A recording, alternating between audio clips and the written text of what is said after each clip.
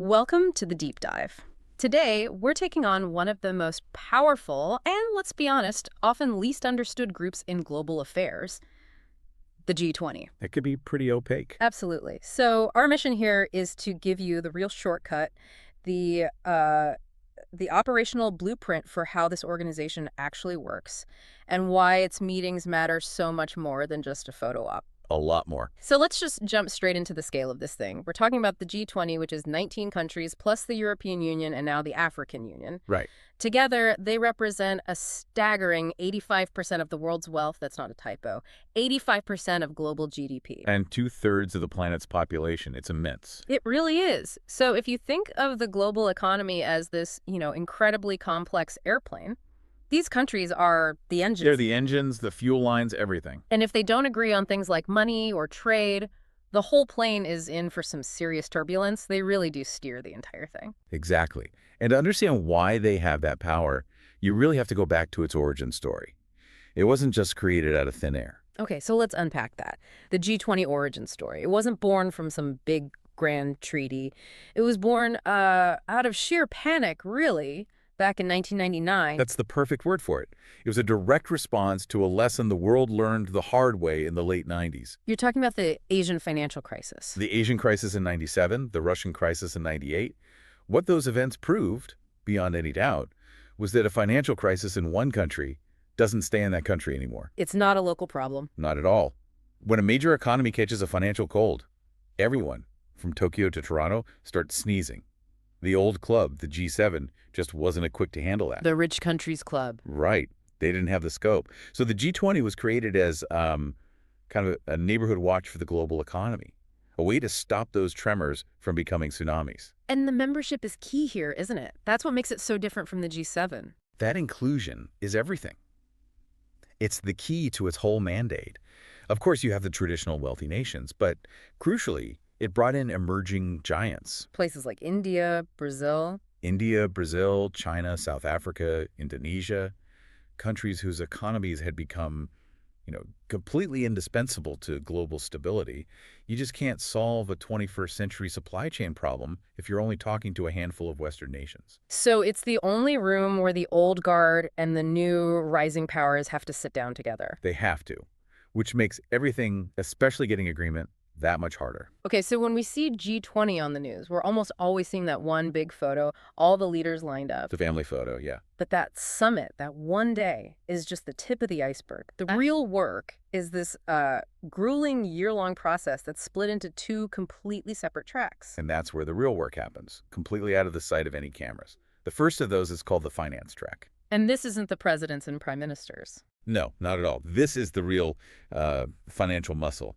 The finance ministers and the heads of the central banks. The accountants? The world's accountants, basically, yeah. They're the ones who get into the technical, nitty-gritty economic issues. Things like global debt, international tax rules. Give us a concrete example. What does that tax cooperation actually look like? Well, the most immediate one is the global minimum corporate tax. The G20 was the political engine behind that. The idea that multinational companies should pay at least 15% tax no matter where they operate. So they can't just hide profits in a low-tax country. Precisely. Now, the G20 can't legally enforce that, but their joint political agreement creates massive pressure on every country to actually implement those rules, and that directly impacts big companies in your own city. Okay, so that brings it right home. That's the accountants. What about the other side of it, the diplomatic track? That's the second one, the Sherpa track. Mm-hmm. And yes, the name is borrowed from the Himalayan guides. The ones who prepare the path for the climbers. Exactly. These are the personal diplomatic reps for each world leader. They are the ones doing the non-financial heavy lifting all year long. So climate change, global health. Climate, health, digital governance, sustainable development. Their one huge job is to negotiate and draft the final statement, the communiqué. Which is that final joint statement of what they all agree on. Precisely. It's negotiated line by line, word by word. The Sherpas have to make sure that when the leaders, the big bosses, finally arrive for the summit, 99% of the arguments are already settled. I think I have an analogy for this. Tell me if this works. Okay. The actual summit with all the handshakes and cameras, that's like the wedding day. It's the big public celebration. Right, the grand finale. But the Sherpas, they're the wedding planners. They've spent 12 months in back rooms arguing over the seating chart and the menu, all the policy details, so the big day goes smoothly. That is a perfect way to put it. All the real work, the hard compromises happen in those Sherpa meetings. And that intensity leads us right to this really strange paradox at the heart of the G20. It's a huge one. You would think that a group controlling 85% of the world's economy would be this, fortress of international law. With a huge headquarters and staff. Exactly. But it has none of that. No headquarters, no permanent staff, and this is the critical part, no legal power to force anyone to do anything. It's all based on political will. It is, at its core, a gentleman's agreement, just scaled up to the most powerful nations on Earth. So if there's no treaty, no fines, no way to enforce these decisions, what holds it all together? What's the main rule? The one single existential rule is this: consensus is king. Meaning everyone has to agree. Everyone. Every single decision, every word in that final document needs a yes from all members. If just one country, whether it's the US or, say, Argentina, says no, the whole thing grinds to a halt. There's no majority vote. But that sounds incredibly fragile. Doesn't that risk total paralysis? One country can hold the entire global economy hostage over a single issue. It's a system that is constantly balanced on a nice edge. And yes, the risk of paralysis is very real. Sometimes they do fail to agree on a communique, or the language gets so watered down it's almost meaningless. So how do you get them to agree on anything? It really boils down to peer pressure. International peer pressure on a massive scale. No country, no leader wants to be the one seen as responsible for blocking cooperation and destabilizing the global economy. Their reputational risk is just too high. It's immense. So they're not arguing about legal treaties. They're arguing about financial and reputational survival on the world stage. Okay, so if it's all about consensus and there's no permanent leader, how does anything get decided? Who sets the agenda each year? That's where the rotating presidency comes in. And it's a surprisingly powerful role. So the host country changes every year. Every year. And it's a strategic rotation. So, for example, Brazil is the host in 2024, and then South Africa takes over in 2025. And the host country gets to set the theme. They get to set the entire theme for the year. That theme becomes the magnetic north for every single meeting. From the finance track to the Sherpas, it shapes the entire global conversation for 12 months. But wait, if the theme changes completely every year, how do you get any continuity on long-term problems like, say, climate change? That's where a very important and kind of overlooked mechanism comes in. It's called the troika. The troika. It's a group of three: the past host, the current host, and the next host. So they work together to ensure there's a smooth handover and that important initiatives don't just get dropped. It forces a certain amount of follow-through. That makes sense. It builds a bridge from one year to the next. Exactly. It prevents one host from just going completely rogue. So let's use the upcoming South African presidency in 2025 as an example. How are they using that power? Well, their chosen theme is very specific. It's focused on tackling inequality and climate change, but specifically through the lens of the developing world. Now, those issues might not have been the absolute top priority for another host.